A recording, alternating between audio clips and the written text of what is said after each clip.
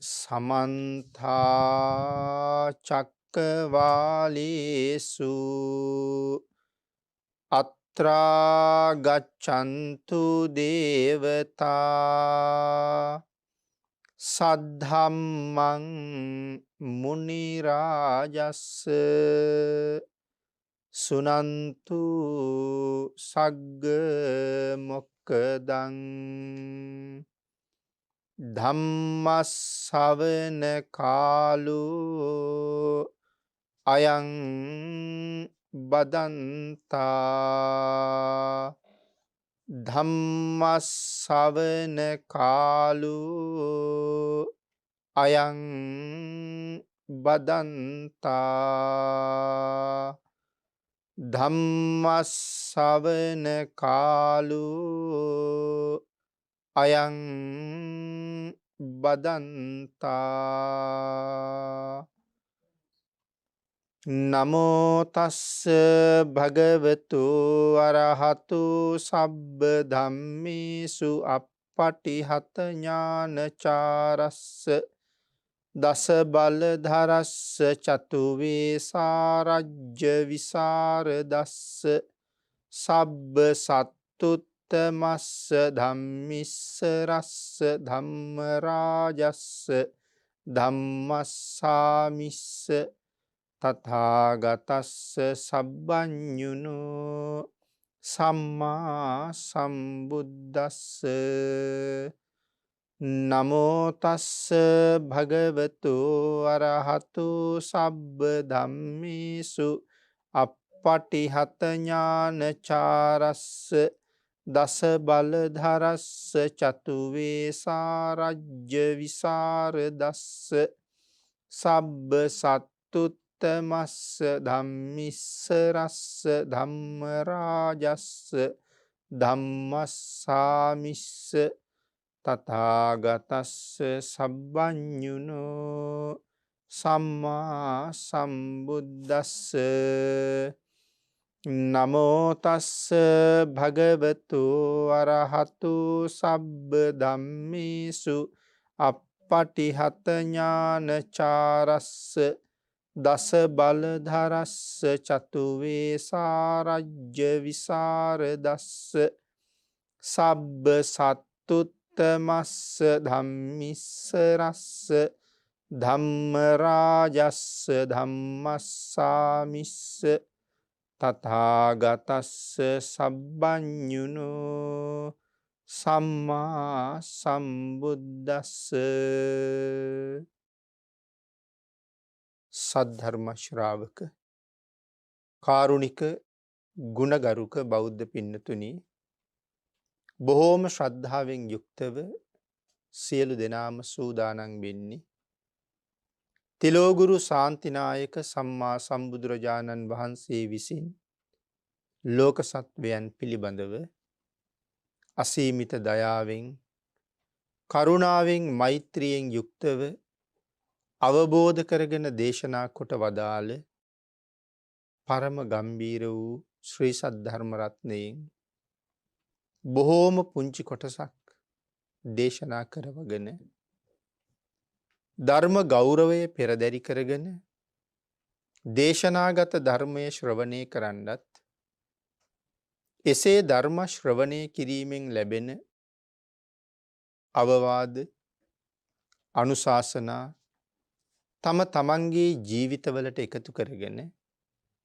වඩාත් නිවැරදි මෙලව ජීවිතයක් සකස් කරගන්නත් නිවැරදි වුණ මෙලව ජීවිතයක් තුළින් සුගතිගාමී වූ පරලොව ආයති භවයකින් සැනසෙන්නත් අවසානයේ ප්‍රාර්ථනා කරන බෝධියෙන් සැප සහිත ප්‍රතිපදාවෙන් ඊ타ම ඉක්මන් භවයක උතුම් චතුරාර්ය සත්‍ය ධර්මය අවබෝධ කරගෙන මේ සංසාරේ ඈතර වීමේ බලාපොරොත්තුවත් ඇතුව ඒ උතුම් බලාපොරොත්තු ප්‍රාර්ථනාවන් එලෙසින්ම මුදුන්පත් කර ගැනීම සඳහා උතුම් වූ ධර්ම දානානිසංසයත් ධර්ම ශ්‍රවණානිසංසයත් මේ පින්නතුන් තම තමන්ගේ ජීවිත කාලය තුල මෙතෙක් සිදු කරගත්ත අනිකුත් සියලුම පුණ්‍ය ධර්මයන්ගේ ආනුභාවයත් හේතු වේවා කියලා අපි ප්‍රාර්ථනා කරමු. පින්නතුනි, අද ධර්මදේශනාවේ මාතෘකාව හැටියට මම යොදා ගන්න කල්පනා කළේ ධම්මපද පාළියේ සඳහන් වෙන අපේ බුදුරජාණන් වහන්සේ දේශනා කොට වදාළ තවත් උතුම් ගාථා රත්නයක් මුල් කරගෙන මේ ධර්ම දේශනාව සිද්ධ කරන්න. මේ ගාථා රත්නේ තමයි යථා දණ්ඩේන ගෝපාලු ගාවුම් පාචේති ගෝචරං ඒවං ජරාච මච්චූච ආයුං පාචෙන්ති පානිනං. මේ ගාථා රත්නේ සරල තේරුම තමයි යථා දණ්ඩේන ගෝපාලු ගොපල්ලා කෙවිතක් අරගෙන තමන්ගේ ගවයෝ ටික දක්වනවා තෘණ භූමිය ළඟට. යථා දණ්ඩේන ගෝපාලු ගාවුම් පාචේති ගෝචරං. ගෝචරේ ගාවට ගෙනියනවා කියලා කියන්නේ ආහාරයේ තියෙන තැනට අරගෙන යනවා. අන් ඒ වගේ තමයි සත්වයාගේ ජීවිතය. මේ මාරයා මොහොතක් පාසා සත්වයා දක්වනවා කොහාටද? ආයුෂයාගේ කෙරවල ගාවට. ගොපල්ලා ගවයෝ ටික දක්වනවා තෘණ භූමියට. මාරයා සත්වයා අරන් යනවා ආයුෂයේ කෙරවල ළඟට. ඒවං ජරාච මච්චූච. අන් ඒ වගේ ජරාවයි මරණයයි දෙන්න එකතු වෙලා සත්වයා අරගෙන යනවා ජීවිතය අවසානය ළඟට. මේක තමයි ගාථාවේ සරල තේරුම. අපි මේ කාරණාව ටිකක් සාකච්ඡා කළොත් මෙලව යම් කෙනෙක් උපන්නොත් ඒ ඉපදෙන පුද්ගලයා උපතත් එක්කම මේ ලෝකෙට අරගෙන ආපු එකම දායාදේ මරණය. අපි වෙන කිසිම දෙයක් මෙහෙට අරන් ඉන්නේ නැහැ. නූල් පොටක්වත් අරන් ඇවිල්ලත් නැහැ.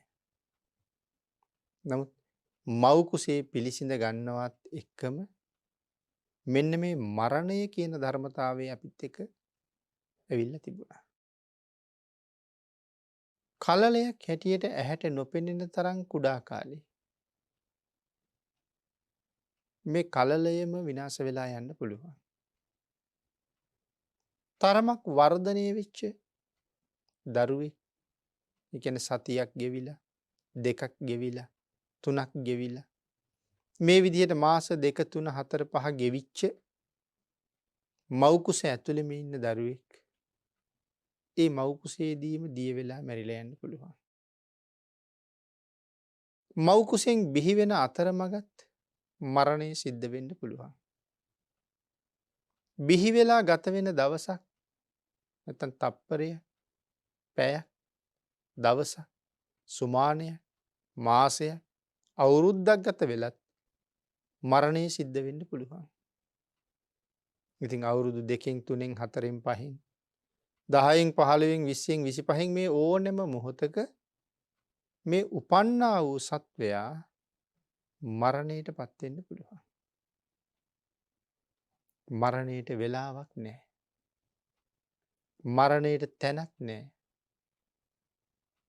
මරණයට කාලයක් නැහැ. ඕනෑම තැනක, ඕනෑම වෙලාවක, ඕනෑම ආකාරයකින් ඒ මරණය සිද්ධ වෙන්න පුළුවන්. ඒක තමයි මරණේ හැටි. අපි අරගෙන ආපු ආයුෂය කොපමණද කොතරම්ද කියන කාරණාව අපි කවුරුවත් දන්නේ නැහැ. අපි කියමුකෝ වාහනයක ඉන්ධන තියෙන ප්‍රමාණය අපි දන්නේ නැත්නම් වාහනේ නතර වෙනකම් අපි යනවා. හැබැයි කවදද නතර වෙන්නේ, කොතනද නතර වෙන්නේ කියන කාරණාව අපි දන්නේ නැහැ. කන්දක් උඩ නතර වෙන්නත් පුළුවන්. පල්ලමක නතර වෙන්නත් පුළුවන්. තනි තලාවක නතර වෙන්නත් පුළුවන්. අපි දන්නේ කොතන නතර වෙයිද කියලා. ආන් ඒ වගේ අපේ මේ ජීවිතෙත් කවදා කොයි වෙලාවෙ අවසන් වෙයිද? මරණයටපත් වෙයිද? ඒ කාරණාව අපි දන්නේ නැහැ. නමුත් ඕනෑම මොහොතක ඒ සිදුවීමට මූණ පාන්න මට සිද්ධ වෙන්න පුළුවන්. ඒ හින්දා උපතත් එක්කම අරගෙන ආපු එකම දායාදය මරණය. එහෙනම් මේ ලෝකේ ජීවත් වෙන කෙනෙක් තමන්ගේ ජීවිත කාලය තුල සිදු කළ යුතු විශේෂම දේ ඒ ඕනෑම මොහොතක මා සොයාගෙන පැමිණෙන මරණයට සූදානම් වෙන එක. සූදානම් වෙලා නම් ඉන්නේ කොයි වෙලාවෙ ආවත් කමක් නැහැ. ඕනම දෙයක් එහෙමනේ. කෙනෙක් විභාගයක් කරන්න ලෑස්ති වෙනවා. සමහරවිට විභාගයේ දවසින් දවස කල් යනවා. ඉතින් මම මේ වෙනකොට විභාගයට සූදානම් නම් විභාගයේ ඉතින් කවද කල් ගිහිල්ලා කවද පටන් ගත්තත් මට කමක් නැහැ මම සූදානම් වෙලා ඉන්නේ. කෙනෙක් ගමනක් යන්න සූදානම් වෙනවා. නමුත් වාහනයක් කෙනකන් බලාගෙන ඉන්නවා. ඉතින් වාහනේ කොයි වෙලාවෙ ආවත් කමක් නැහැ. මම සූදානම් ආපු ගමන්ම ගොඩ වෙලා යන්නයි තියෙන්නේ. කෑමට ගෙදරට එන අය කොයි වෙලාවෙ ආවත් කමක් නැහැ. කෑම ටික සූදානම් කරලායි තියෙන්නේ ආපු ගමන් දෙන්නයි තියෙන්නේ. මරණය කොයි වෙලාවෙ ආවත් කමක් නැහැ. මම සූදානම් වෙලයි ඉන්නේ.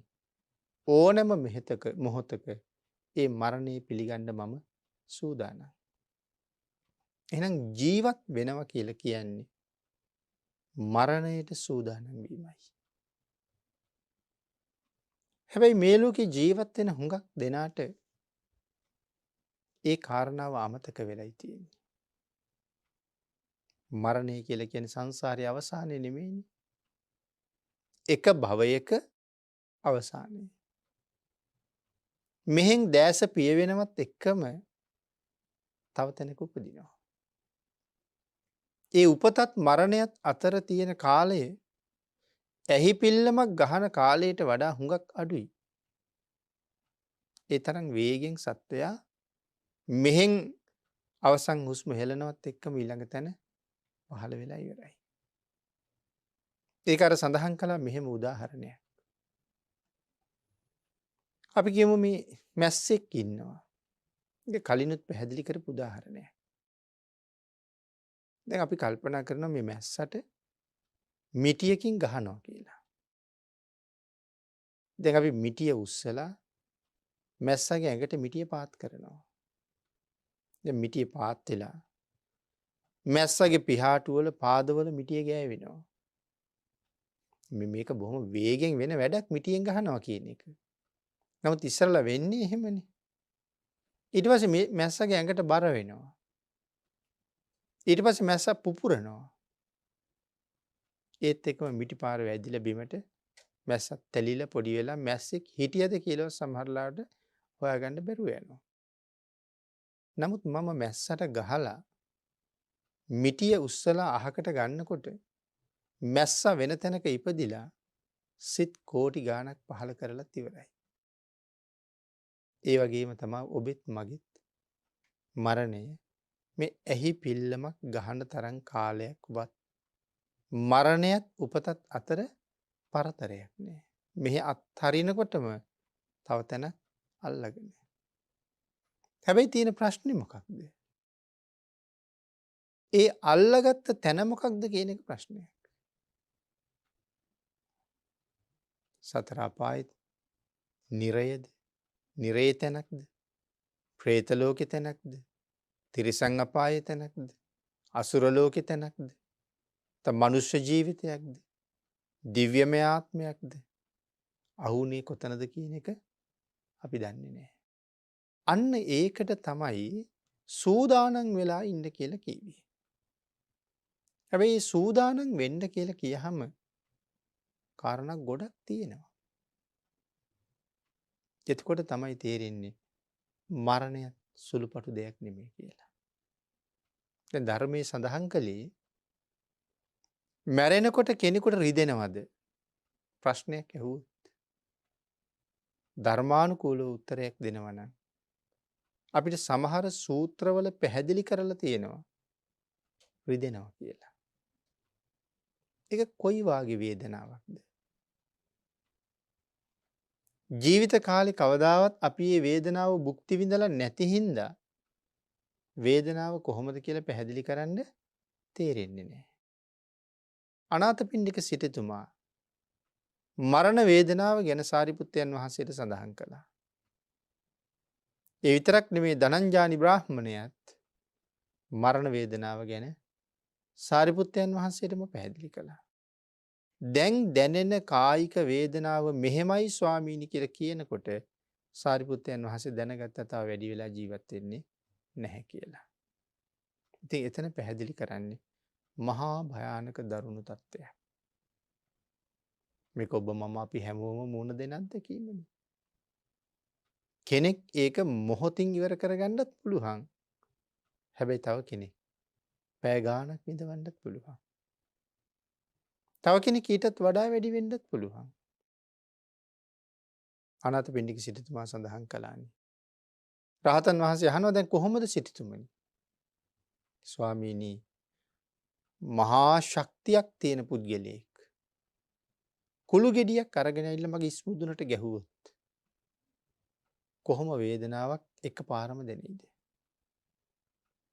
ආන් එහෙම කෙනෙක් කුළු ගෙඩියකින් පහර දෙනවා වගේ මගේ හිසේ වේදනාවක් තියෙනවා කියලා සඳහන් කළා.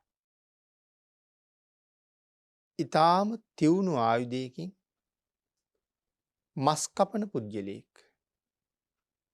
මස් කපාගෙන යනවා වගේ ඒ වාගේ තියුණු ආයුධයක් අරගෙන මගේ කුස ඇතුළට කෙනෙක් බැහැලා අර ලූණු ගෙඩියක් ලියනවා වගේ ඊටා සියුම් විදිහට ලියාගෙන යනවා වගේ මට දැනෙනවා.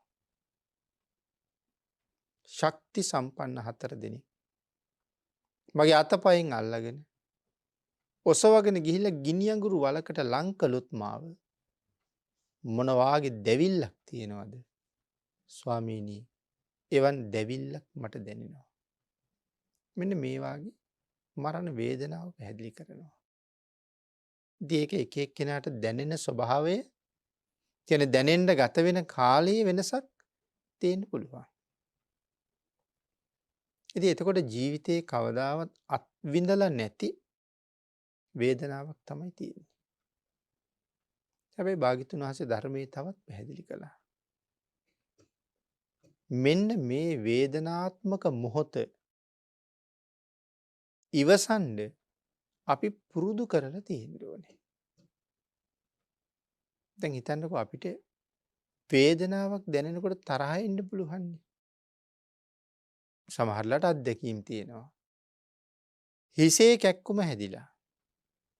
අපි කියමු ඉවසන්න බැරි හිසේ කැක්කුමක් කියලා. අපිට තරහ එන්නේ නැද්ද? අනික් අය කෑ ගහනවා ඇහෙනකොට. අනික් අය කතා කර ඉන්නවා ඇහෙනකොට.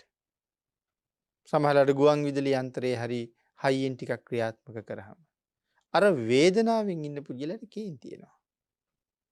තමන්ගේ වේදනාව නිසාමත් තමන්ට කේන්ති එනවා. ඉතින් බඩේ කැක්කුම හැදුනහම ඉතින් ඔහොමම තමයි.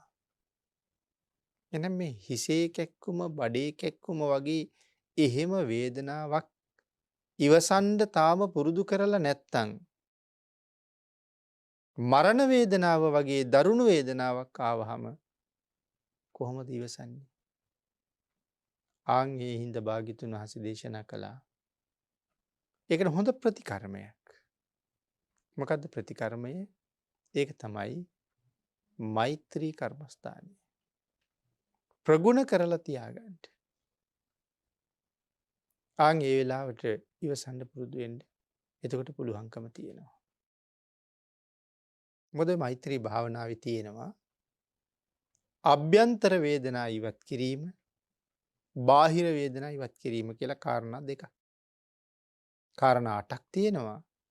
ඒකේ පළවෙනි එක අභ්‍යන්තර වේදනා ඉවත් කිරීම, දෙවැනි එක බාහිර වේදනා ඉවත් කිරීම.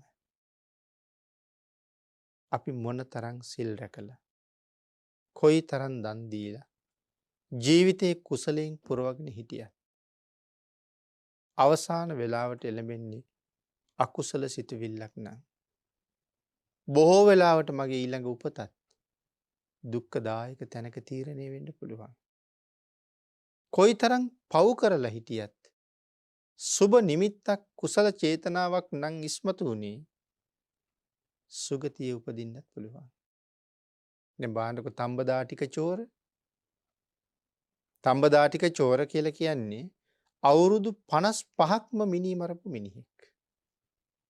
55 අවුරුද්දක් තිස්සේ කලේ මිනිස්සුමයි මැරුවේ. තඹදාටික චෝර කවුද? කොසල් රජුරුවන්ගේ චෝර ඝාතකයා. හරි දරුණු පුද්ගලයෙක්. එයි මෙයාට තඹදාටික කියලා කියන්නේ. තඹ දැලියා කියලා කෙටියෙන් හැඳින්වුවේ. එමේ ඉස්සරලාම පිරිමි අයගේ එන රැවුල අපි කියන්නේ දැලි රැවුල එනවා කියලා. ඉතින් මෙයාගේ එහෙම ඉස්සරලම රැවුල් ඇදෙනකොට ඒවත් තඹ පාටයි. කළු පාට නෙමෙයි තඹ පාට. ඒ නිසා දැලි රැවුල කියලානේ කියන්නේ අපි. එහෙනම් තඹ දැලියා කියලා සාමාන්‍ය සමාජෙ පට බැඳුනා. ඉතින් මෙයා තරුණ වයසට ඇවිල්ලා රස්සාවකුත් නැහැ. මෙයාට හිතෙන හොරුන්ට එකතු වෙන්න ඕනේ කියලා. මෙයා ගිහිල්ලා හොරු 500කින් යුක්ත හොර කණ්ඩායමකට කතා කළා මාත් ගන්නකො ඔයාලගේ කණ්ඩායමට.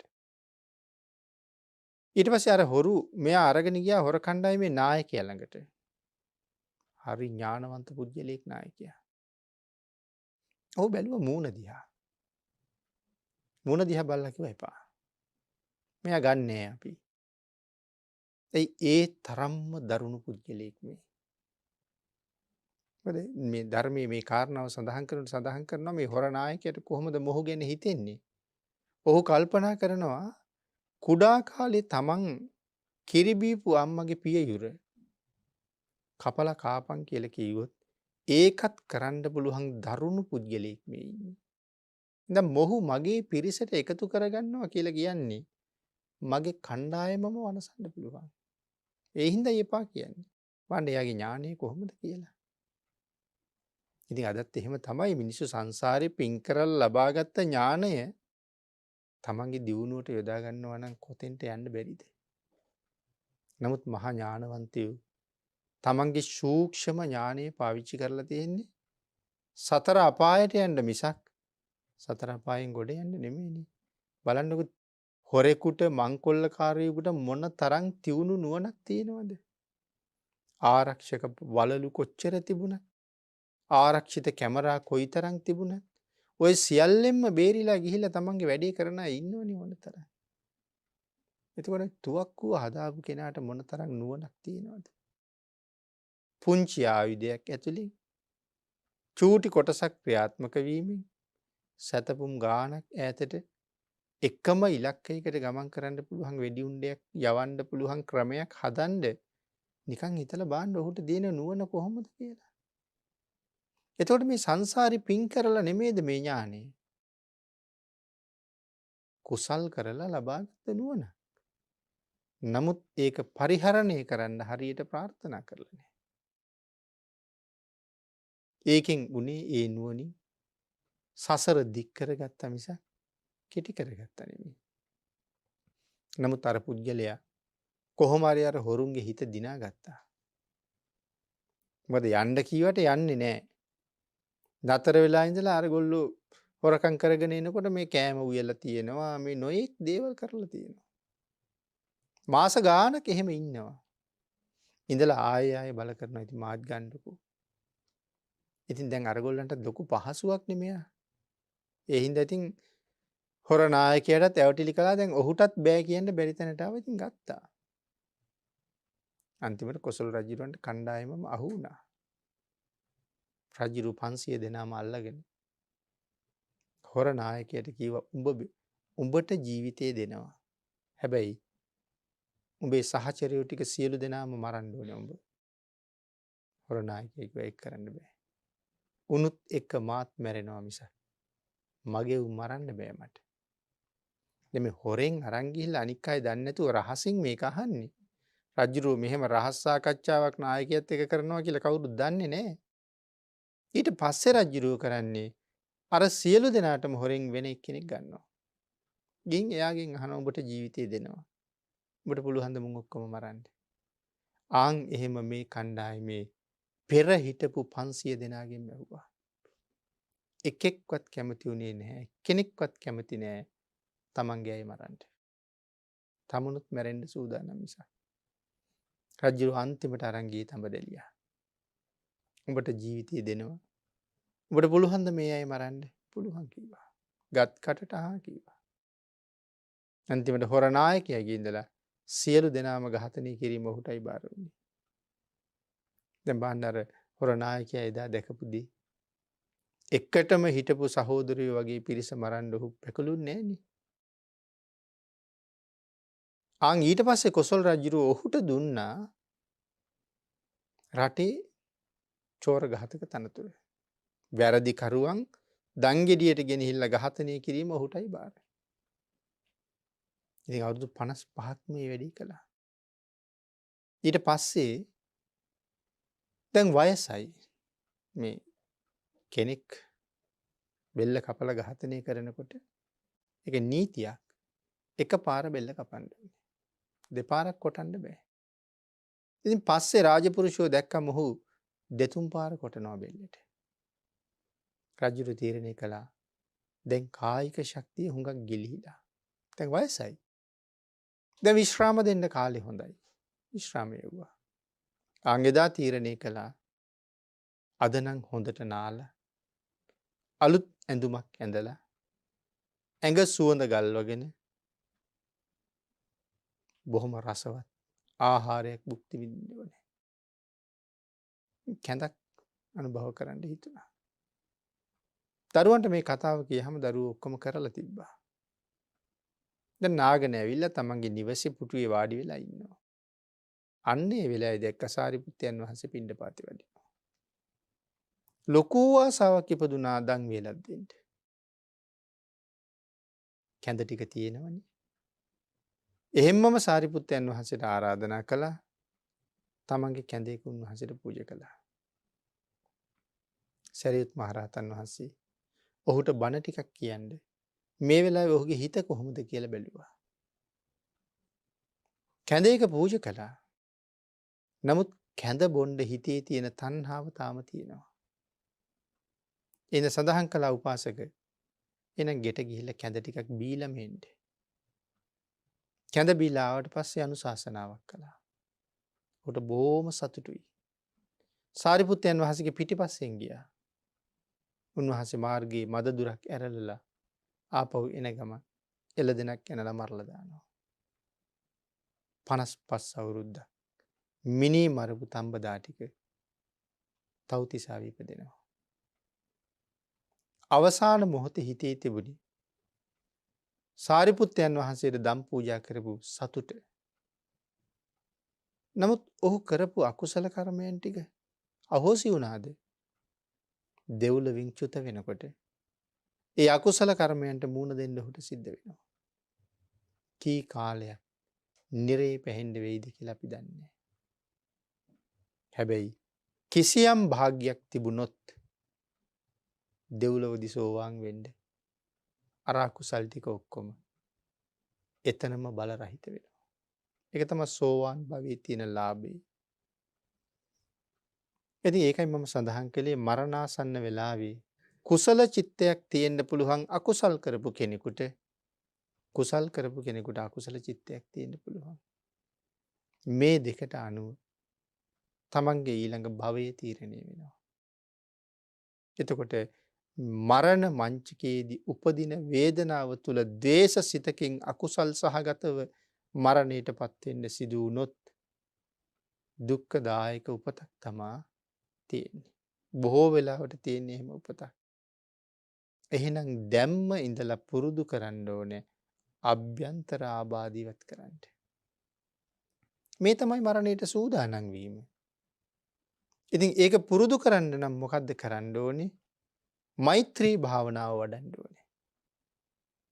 දැන් ඔය වාඩි වෙලා ඉන්නකොටත් අපේ ඇඟේ සියුම් සියුම් වේදනාවල් තියෙනවා. නමුත් අපිට ලොකුවට දැනෙන්නේ නැහැ. මොකද අපි වෙන වැඩක ඉන්නේ. බණ අහනවා. නැත්තම් හිත වෙනත් කොහේ හරි ගිහිල්ලා. කොතන හරි කරන්න තියෙන තැනක හිත මොකක් හරි කාරණාවක. ඒක නිසා මේ සියුම් වේදනාවල් දැනෙන්නේ නැහැ. සමහරලාට අපිට තේරෙන්නේ වැඩ කර කර ඉන්න වෙලාවට මේ කටු පඳුරු වලට සීරිලා. තව කෙනෙක් අහනවා මොකද කකුලෙන් ලේ එන්නේ කියලා. එතකොට තමයි දන්නේ මේ සීරිලා ලේ එනවා කියලා. මොකද අර වෙනත් වැඩක ලොකුවට යෙදිලා හිටපු නිසා අර සීරුම් පාර දැනුන්නේ නැහැ. ඒ වගේ කායික වේදනා හරියට තියෙනවා. නමුත් අපිට නොයෙක් වැඩපොළ ගොඩක් ඔළුවේ තියෙන නිසා ඒ සියුම් වේදනා තේරෙන්නේ නැහැ. හැබැයි භාවනාවකට වාඩි වෙලා හිත සමාධිමත් කරගන්න උත්සාහ කරනකොට මෙතෙක් නොතිබුණ ඇහි වේදනා, කනේ වේදනා, කොන්දේ වේදනා මේ දේවල් දැනෙන්න පටන් ගන්නවා. මොකද අපි බාහිර සමාජයෙන් මිදෙන්න උත්සාහ කරන වෙලාවක්නේ. එතකොට මේ මෛත්‍රී භාවනාව එක ක්‍රමයක් තමයි අභ්‍යන්තර වේදනා ඉවත් කරනවා. අපි කියමු වාඩි වෙලා ඉන්නේ දන හිස රිදෙනවා. ඊළඟට මම මගේ දන හිස අරමුණු කරලා මෛත්‍රී වඩනවා. මේ දන හිසේ වේදනාවෙන් මා සුවපත් වේවා. එහෙම වඩාගෙන එහෙම අරමුණු කරගෙන යනකොට දන හිසේ වේදනාව මගේ ඇරෙනවා. හැබැයි දන හිසේ වේදනාව මගේ ඇරුණට තුනට ඊ වේදනාවක් එන්න පුළුවන්. නැවත අර විදිහට අරමුණු කරනවා. හිසේ කැක්කුමක් එන්න පුළුවන්. නැවතත් ඒ විදිහට අරමුණු කරනවා. අන්න එහෙම අරමුණු කරලා කේසාන්තයේ ඉඳලා පාදාන්තයේ දක්වා බලනකොට දැන් මගේ ශරීරයේ කිසිම තැනක වේදනාවක් නැහැ. ඉතින් ඔය නිතර කියපු කාරණාවක් සඳහන් කරනවා මේ භාවනා ක්‍රම විස්තර කරන තැන්වල අපිට දැන් මේ කාලේ හැදෙන දරුණු ලෙඩ පිළිකාවල් වකුගඩු ආබාධ මේ ආත්මාවේ තෙල් තැම්පත් වෙලා එහෙම ඇති වෙන බලපෑම් මේ වගේ මේ දරුණු රෝගයක් ඇඟෙන් ඉවත් කරනවා කියන එක මේ මෛත්‍රී භාවනාවේ ප්‍රාථමික අවධියක් කියලා. දරුණු රෝගයකින් සුවය ලබනවා කියන එක මෛත්‍රී භාවනාවේ ප්‍රාථමික අවධියක් කියලා කියන්නේ. ඒ වගේ ශරීර අභ්‍යන්තරයේ තියෙන වේදනාවල් දැනෙනවා. ඒ දැනෙන තැන වේදනාවල් ඉවත් කරන්න පුළුවන්. ඒක තමයි අභ්‍යන්තර වේදනාවල් ඉවත් කරනවා කියලා කියන්නේ. ඒක හොඳට ප්‍රගුණ කරලා තිබුණ කෙනෙකුට වේදනාව දැනෙන තැන අරමුණු කරපු ගමන් වේදනාව ඉවත් කරගන්න පුළුවන්. එහෙනම් මරණ මංචකේ අර වාගේ වේදනාවල් දැනෙන්න පටන් ගත්තාම අර අභ්‍යන්තර ආබාධ ඉවත් කරලා හොඳට පුරුදුයි නම් ඒ දැනෙන හිසේ වේදනාව, කුසේ වේදනාව ඉවත් කරගන්න ඔහුට හරි පහසුයි ඒ මෛත්‍රී බලයෙන්. මොකද මේ වේදනාව දැනි ඉන්නකොට තමන් කරපු කුසල් සිත් අරමුණු වෙන්නේ බොහොම අඩුයි. ඒක කරන්න බැරි දෙයක්. තරහ උපදිනවා මිසක් කුසල් සිත් මතක් වෙන්නේ නැහැ. මරණ බයක් තියෙනවනේ. ඔය දෙක තුනම ජය ගන්න එපැයි. එතකොට මරණ බය ජය ගන්න නම් මම මොනවද කරලා තියෙන්න ඕනේ? ඒ භාග්‍යතුන් වහන්සේ මනාව දේශනා කළා. දැන් මේ කාලේ නම් බුද්ධෝත්පාදයක් නිසා තෙරුවන් සරණ ගිහිල්ලා උතුම් වූ පන්සිල් ආරක්ෂා කරගෙන තියෙනවා නම් කෙනෙක් බය වෙන්න දෙයක් නැහැ. එමුනේ සඳහන් කළේ හරියට තිසරණේ තියෙනවා නම් ඒත් එහෙමයි. ඉතින් පන්සිලුත් තියෙනවා නම් තව ගොඩක් හොඳයි. ඇයි බය නොවෙන්න ඕනේ? මරුණ ගමන් එහෙම අය හොඳ තැනක උපදිනවා. මරුණ ගමන් හොඳ තැනක උපදිනවා. දන් දීලා තියෙනවා නම් ඔබ සඳහන් කළේ දස දාන වස්තුවම සම්පූර්ණ කරලා නම් ඉපදෙන තැන භවභෝග සම්පත් අඩු නෑ. ඕන තරම් ලැබෙනවා. සංසාරේ පුණ්‍යවන්ත උපත් ලබා ගත්ත අය අපි අතර කොච්චර ඉන්නවද? පින් කරලා ඉපදිච්ච අය. සමහර මව්පියෙක් ඉන්නවා අපි කියමු කෝටිපතියෙක්. හැබැයි ඒගොල්ලෝ කෝටි ගණන් හම්බ කරගන්න නොවිදිනා දුක් විඳ මුල් කාලේ. දැන් බලන්නකො ඒගොල්ලන්ගේ දරුවන්ට එහෙම දුක් විඳින්න දෙයක් තියෙනවද? ඒ දරුවන්ට අවශ්‍ය සියලුම සැප සම්පත් උපදිනකොටම ලැබිලා තියෙන්නේ. එතකොට අර කෝටි ගණන් ධනෙ තියෙන මව්පියන්ට වඩා මේ දරුවෝ කොච්චර පින්කාරද? ඒගොල්ලෝ කොච්චර පින් කරලාද? ඒ වාගේ පුණ්‍යවන්තයෝ ඕන තරම් උපදිනවා. ඉතින් හැබැයි ඒකට මූණ දෙන්න අපි විසින් කලින් සූදානම් වෙලා ඉන්න ඕනේ. මරණයට සූදානම් වෙලා ඉන්න ඕනේ. ඒ මරණයට බය නැතුව මූණ දෙන්න. එහෙනම් සිල් රැකලා තියෙන්න ඕනේ. තිසරණෙහි පිහිටලා ඉන්න ඕනේ. දානය සම්පූර්ණ කරලා තියෙන්න ඕනේ. ඔහු මරණ බයෙන් මිදුණ කෙනෙක්. අභ්‍යන්තර ආබාධ ටිකත් ඉවත් කරගන්න පුරුදු කරලා තියෙනවා නම් අන්තිම මොහොතේ ඇති වෙන වේදනාවන්ගෙන් මිදිලා තවන් කරපු පින්කම් ටික ආවර්ජනය කරගන්න පුළුවන් තැනක ඔහු ඉන්නවා. එතකොට මේ සීලය ගැනත් අපි කතා කරාම බුදුරජාණන් වහන්සේ දේශනා කළා නিত্য වූ සීලයක්. අපට දේශනා කළා නিত্য වූ සීලයක්. මොකක්ද අපට දේශනා කරපු නিত্য සීලය? ඒ තමයි පන්සිල්. මිනිස්සෙක් කියලා කියන්නේ බොහොම උසස් සත්වයෙක්. මනසින් බොහොම උසස්. මනසින් උසස් සත්වයා සමාජයට වැරදි කරනවා හුඟක් අඩුයි. ඔහුගේ ඒ උසස් බව තව දියුණුවෙන් දියුණුවට අරගෙන ගියේ භාග්‍යතුන් වහන්සේගේ මඟ පෙන්වීම. ධර්මයෙන් ඒ උසස් බව දෙගුණ තෙගුණ කළා, ඊටත් වඩා වර්ධනය කළා. ධර්මයේ තුල කීකරු වෙච්ච පුජ්‍යලයා ඒ උසස් බව හුඟක් දියුණු කරගන්නවා. ඒ උසස් භවයේ අග්‍රඵලය මොකද්ද? මනුෂ්‍යත්වයේ අග්‍රම ඵලය.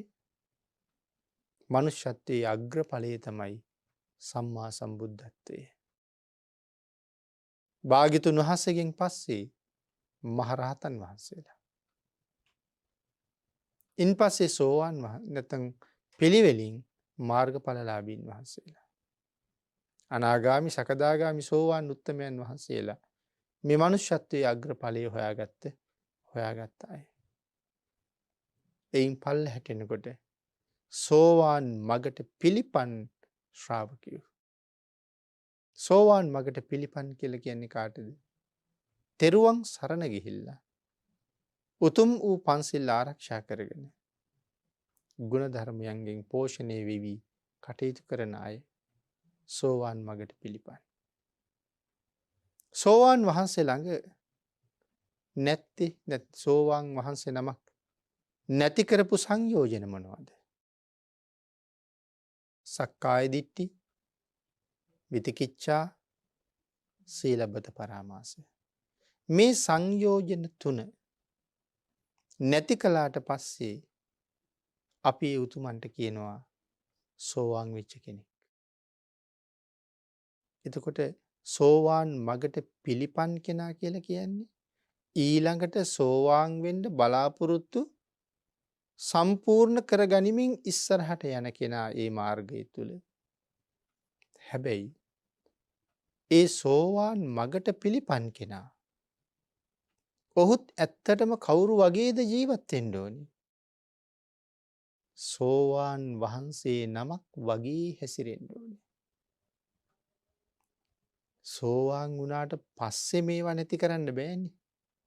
ඉතින් මේවා නැති වෙනකන් සෝවාන් වෙන්නේ නැහැනේ.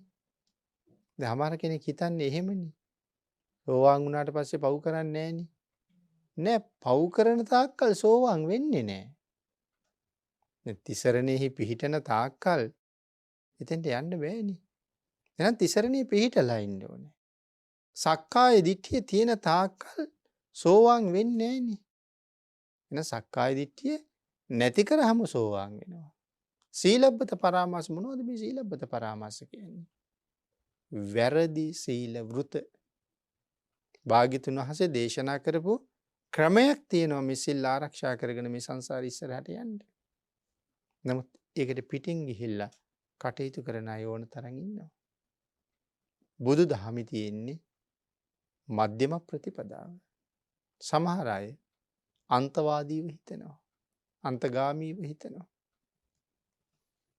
දැන් ඔය නිගණ්ඨනාථ පුත්තගේ වගේ නිගණ්ඨ ශ්‍රාවකයෝ පාරේ ඇවිදිනකොට සත්තු මැරෙනවා කියලා ඒගොල්ලෝ යන්නේ අතුගගා සත්තු පෑකී කියලා.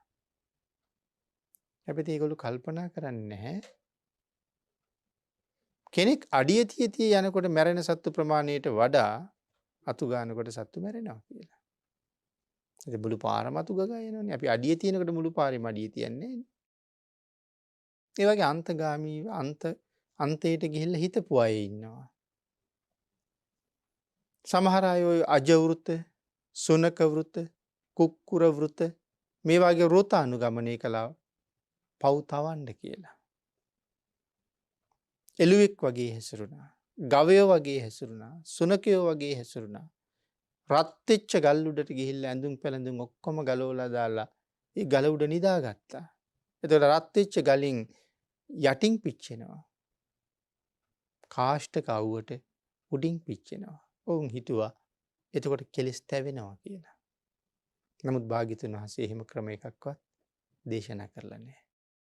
මධ්‍යම ප්‍රතිපදාවක් අපූර්වට පෙන්වුවා. ආන් ඒ භාග්‍යතුන් වහන්සේගේ මගට අවතීර්ණ වෙලා මධ්‍යම ප්‍රතිපදාව මත පිහිටලා සෝවාන් වෙච්ච කෙනෙක් යම්සේද එසේ හැසිරෙනකොට තමයි අපිට සෝවාන් බව ලැබෙන්නේ. සෝවාන් වහන්සේ නමක් වගේ ඉන්න ඕනේ සෝවාන් වෙන්න. රහතන් වහන්සේ නමක් වගේ කටයුතු කරනකොට තමයි රහත් වෙන්න පුළුවන්කම තියෙන්නේ. පස්පව් කර කර ඉන්න ගමන් රහත් වෙන්නේ නැහැ නේ කවුරුවත්. ඒ සියල්ලෙන් අත්හැරෙන්න ඕනේ. ඉතින් එහෙනම් භාග්‍යතුන් වහන්සේ දේශනා කොට වදාළි මේ මරණය කියන ධර්මතාවයට සූදානම් වෙන පුජ්‍යලයා. එහෙනම් මේ කාලේ මනාව තිසරණයක් තියෙන්න ඕනේ. ඒ තිසරණත් ආරක්ෂා කරගෙන පන්සිල් රකින්න ඕනේ. මේ උතුම් පංචශීලය ආරක්ෂා කරන එකේ වටිනාකම කොයිතරම්ද? දැන් හිතන්නකෝ.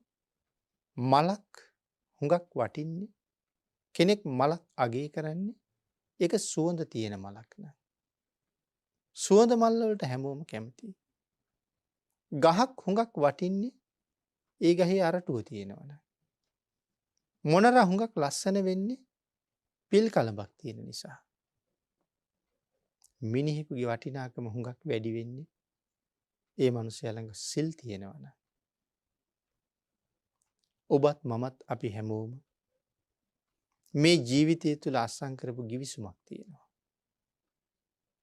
ඒ ගිවිසුම වෙන කවුරුවත් එක්ක නෙමෙයි අත්සන් කරලා තියෙන්නේ. ඒ ගිවිසුම මමත් එක්කයි අත්සන් කරලා තියෙන්නේ. ඒ ගිවිසුමේ වගන්ති කීයක් තියෙනවද? 5ක් තියෙනවා. මම පොරොන්දුවක් දීලා තියෙනවා. මං කවදාවත් අනුන්ගේ ජීවිත විනාශ කරන්නේ නැහැ කියලා. ඒක මගේ එක ගිවිසුමක්. මං කවදාවත් අනුන්ගේ වස්තුව ගන්නෙ නෑ. ඒක මගේ තව ගිවිසුමක්. මං කවදාවත් අනුන්ගේ කාම වස්තු පරිහරණය කරන්න යන්නේ නෑ.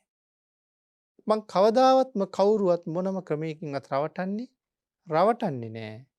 මං කවදාවත් මදයට ප්‍රමාදයටපත් වෙන්නේ නෑ. මේ ගිවිසුම සමහර වෙලාවට එකම දවසේ කී පාරක් සිහි කරනවද? ඒ කොච්චර සිහි කළත් මගේ ගිවිසුම මේ ජීවිතයේ මේ වයසට එනකොට කී පාරක් උල්ලංඝනය කරලාද? එතකොට මම කොයිතරම් දුර්වලයෙක්ද? පොරොන්දු වෙනවා පොරොන්දු කඩනවා. පොරොන්දු වෙනවා පොරොන්දු කඩනවා. සමහර වෙලාවට ඔය විවාහයේ එහෙම විවාහය කියන්නේ විශ්වාසයක් නේ. නමුත් බලන්නකෝ අපේ විශ්වාස කොච්චර බංගද කියලා. සමාජයේ දිහා බලහම ඒ තියාපු විශ්වාසය කොයිතරම් බංග වෙලා ගිහිල්ලාද? එහෙනම් ඒ විශ්වාසය රකින්නත් අපිට බෑ. අර ගිවිසුමේ පොරොන්දුව රැකගන්නත් අපිට බෑ. දැන් ඒකට අපි කොයිතරම් දුර්වල අයද? කිසිම ශක්තිමත් බවක් අපි ළඟ නෑ.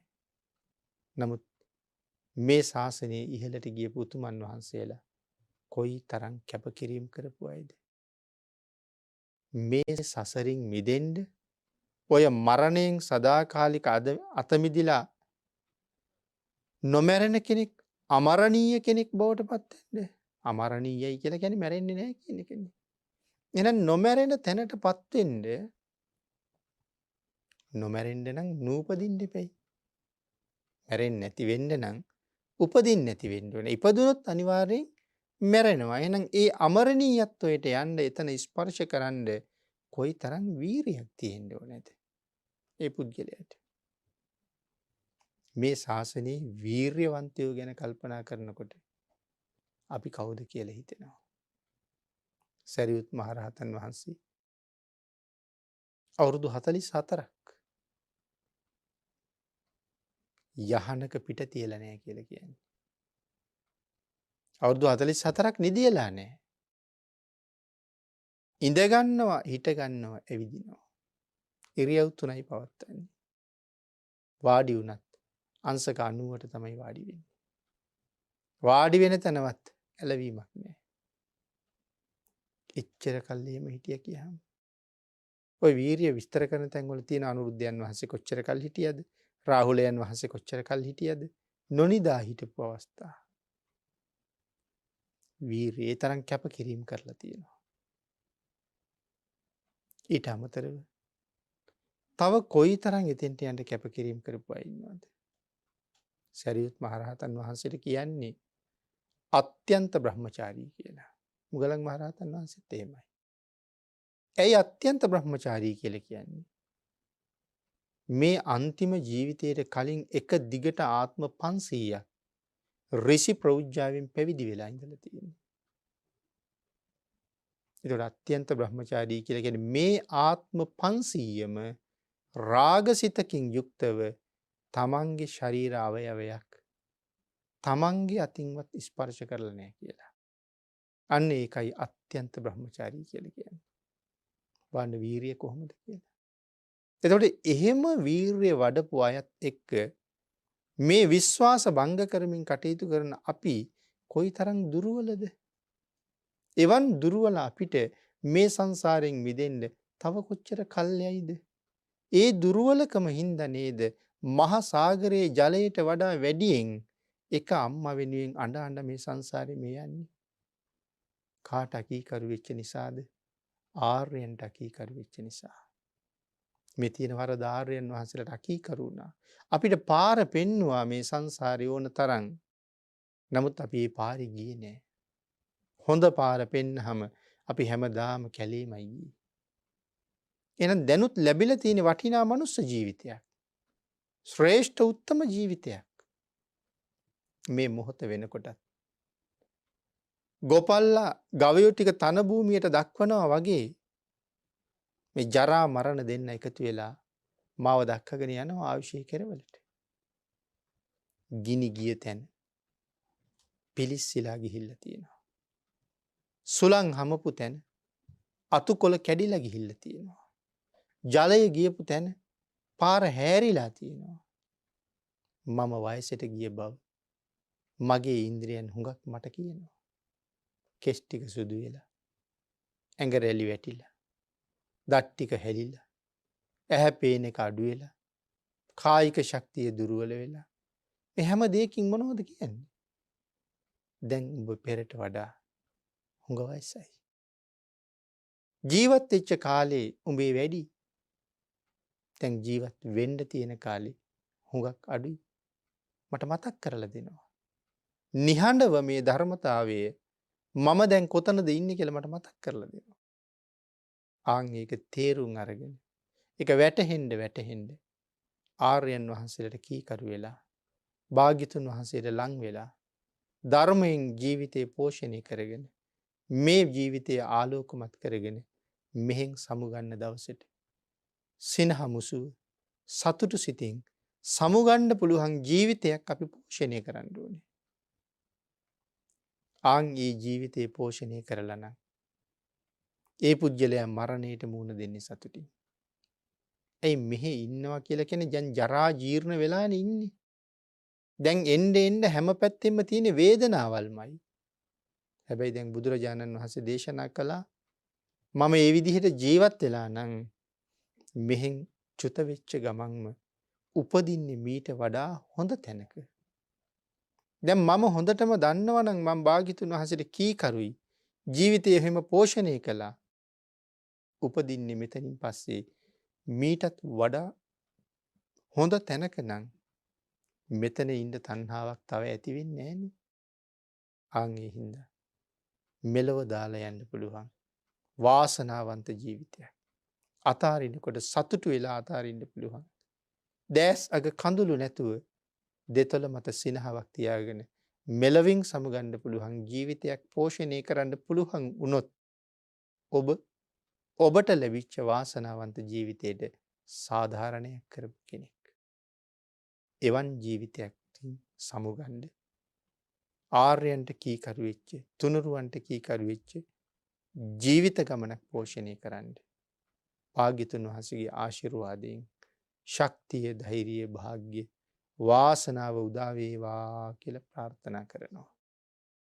පින්නතුනි අද ධර්ම දේශනාවේ දායකත්වයේ දරනු ලබනවා වේයම්ගොඩ පදිංචි පී.කේ.